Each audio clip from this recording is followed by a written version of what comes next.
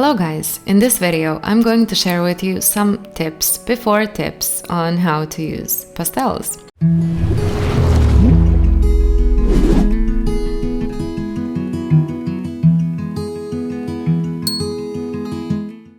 Before we start, make sure to subscribe to my channel if you haven't, and also like this video and leave a kind comment. You will have a preview of me creating this wonderful cat with pastel pencils while we speak about some very important things, and I would really advise you to listen to everything carefully because I honestly believe that all these tips might change your way of looking at not just pastel pencil but every other medium as well. This will also encourage you a lot, so really make sure to spare these couple of minutes and go with me through this video. And these tips that I'm about to share with you, I would call them tips before tips, as I already mentioned. I will have a separate video about all the technicalities of using pastel pencils, but these tips should be implemented before you actually go into that. So make sure to go through these tips first before you go to the actual technique, because no matter how much you follow the tips about using pastels, if you don't go through the real basics, I'm not sure how helpful the technical things might be for you. You will have a better understanding of this once you listen to everything I'm about to say here, so let's dive into it. As always, we have to start from materials itself, right? So this would be my first advice: to choose the right pastels. And you're now probably expecting for me to tell you which ones are the best. But unfortunately, I'm not gonna do that. I can tell you how the ones that I'm using now are the greatest, and you will immediately think how you just have to have them because you will create something amazing straight away. So today, I want to share with you that you just need the right pastels, but in the end, you will be the one who gets to decide what is the best for you. Being the best for me doesn't mean that it will be the best for you, because I have no idea what your style is, what you want to achieve, what are your goals, and how exactly you want for your drawings to turn out. So, of course, you need to listen to all of the artists who are using certain materials and see what works for them. And when you do that, instead of believing those materials will get you to have some awesome results straight away, you should change your thoughts about that and accept this only as a proposition to experiment first with the materials you got drawn the most. Maybe in the end you will find that some of the cheapest art supplies can satisfy your needs, and that only with every cheap art materials you are able to get some amazing results. Maybe those cheap pastels that are not that quite opaque and very bright, or they blend differently, will serve you much better than the ones I'm using. So this is the first and the most important advice. Make sure to Google some pastel brands, to invest in some better materials maybe. Give yourself the time to maybe save up some money so you can invest in a couple of pastel options, because like this you will save yourself some time and nerves as well, because getting some unsatisfying results can lead you to the decision that you might want to give up on practicing, and this is not something that should happen. As soon as you got the desire to learn how to use certain medium, there is something much greater in it then. You were drawn to it with a very good reason, so giving up is the last thing that it should be on your list. So in order to prevent that, you need to make some very smart decisions by researching, Googling materials, watching some of the YouTube videos or videos in general, saving up some money so you could invest in materials, and the most important thing is to give yourself enough time and to have enough patience to get to where you want to be. So like every other job or a hobby, this is no different. For everything it takes time, and so for this as well. I remember when I was starting to practice with pastel pencils, I kept seeing some amazing drawings, which led me to a frustrating stage where I just couldn't understand back then. Then instead of believing I need those exact materials so I could create something nice, I just needed time. And you have no idea how much time I actually lost thinking that the reason I'm not getting some satisfying results is because I don't have the right materials that I believed would lead me to something good. And for a while, I quit using pastels, which was the biggest mistake. So I'm speaking about this from an experience. I was the quitter, and I can say how wrong this was. Instead of picking up enough courage to continue practicing, I got annoyed to the point where I put my pencils in a drawer and they stood there for a very long time, picking up the dust. So I highly encourage you to be better than me. I know the feeling of that insecurities and frustrations, but use those feelings to get the best out of yourself. Don't be like me and just quit, because that is the easiest thing to do.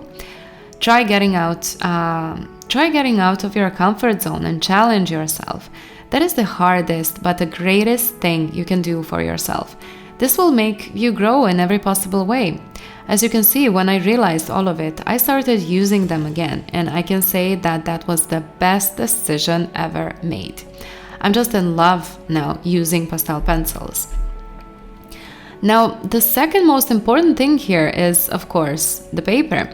I use quite a few papers for pastel drawings, and honestly guys, choosing the proper paper is as important as choosing the right pastels. Your end result when it comes to your drawing can turn out so much different by using different papers, and choosing the right paper really depends on you and just you. Depending on your style, what exactly do you want to achieve and what your style is, you need to choose the right paper. For me, this paper is the best paper I ever used, but this doesn't mean, again, that it will be good for you as well. My biggest advice would be to experiment a bit when it comes to the papers.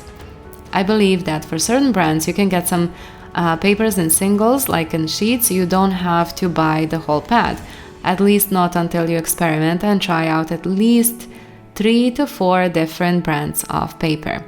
You have no idea how many times while I was building my skills, I saw some great artists use some papers or art materials in general, and because they got some good results, I thought that I will be able to do that as well. Then I save up some money, I go and get that paper and I try drawing something, and while doing that I already have some very high expectations in my head that my drawing will just rock, and then I end up with something very terrible. Now, can you maybe guess everything that went wrong here? First of all, I didn't practice using that paper at all. I immediately started to draw something aiming towards having some very powerful results. Second of all, I had very high expectations, which was so wrong, because we are not the same people. I should never have expected to get the same results as some artists who have been using those papers for a very long time. And third of all, my lack of skills, on which I completely forgot at that point, and thinking how by just switching on to some very good paper that I saw online that other people are using and got some amazing results will get me the same thing. We often rely on things, thinking that if we buy it and we have it, it will all change and we will become just so professional artists, and all of a sudden we will start producing something very powerful, and all the people around will like our work, and our career will just explode, and so on and so on. This is, I think, the mindset of every beginner. I had that mindset as well before. I was relying on materials and things instead of myself. I was allowing myself to cloud my mind by thinking all those things instead of relying on myself and the time. If you get rid of these thoughts, if you try and get rid of any thoughts in general, stop having any expectations and just start to experiment, you will reach your goals much faster. I know this is hard, and people think that becoming an artist is such an easy thing to do. I mean, for most of the people, we just draw and we enjoy being surrounded with our colors and papers and we just color. But most of the people don't see what is happening behind the scenes, and becoming an artist is the trickiest thing in the world, which you need to accept and understand.